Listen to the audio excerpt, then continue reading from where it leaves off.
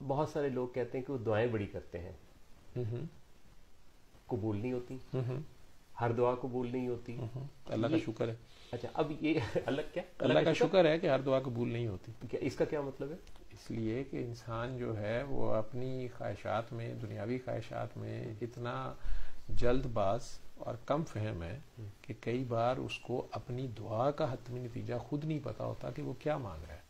اور کئی لوگوں کو میں نے دیکھا ہے کہ انہوں نے کہیں سے سن لیا، پڑھ لیا کہ جی بیت اللہ شریف اگر جائیں گے، یا جس بھی مذہب سے وہ تھے، کہ فلاں جگہ پہ دعا قبول ہوتی ہے، انہوں نے جاتے ساتھ پہلی دعا وہی مانگ لی، ٹھیک ہے، اور ان کی دعا قبول ہو گئی. اور چند سال بعد یا تھوڑے عرصے کے بعد ان کی وہی قبول ہوئی دعا خود ان کے لیے مقبول نہیں ہوتی. اور اب وہ تڑپ رہے ہوتے ہیں کہ میں مانگ کیا بیٹھا ہوں.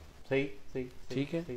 اور اب وہ یہ کہہ رہے ہوتے ہیں کہ کہیں کسی طرح جو ہے وہ وقت واپس آئے. ٹھیک ہے. میں ایک شخص کو جانتا ہوں جس نے بیت اللہ شریف جاتے ساتھ یہی دعا مانگ لی کہ میں مقبول مستجاب الدعوات ہو جاؤں. اچھا جی، ٹھیک ہے، جو بھی دعا مانگوں میری قبول ہو جائے.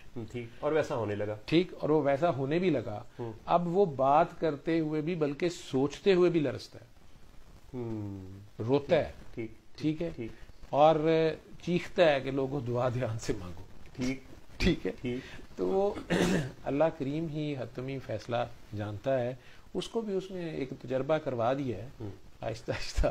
پھر اس کی کہیں دعا نکل جائے گی. دعا وہ ہے جو نکل جاتی ہے. اچھا، یہ ایک جذبے کا نام ہے. اچھا، مانگی نہیں جاتی، وہ نکل جاتی. جاوید بھائی یہ بتائیے کہ بہت سارے لوگ ہمیں اس وقت دیکھ رہے ہیں، آپ بہت سارے لوگوں سے ملتے ہیں، اصلاح احوال کرتے ہیں، اور ایک ایسی محفل کی مہک آپ نے وہاں پھیلا رکھی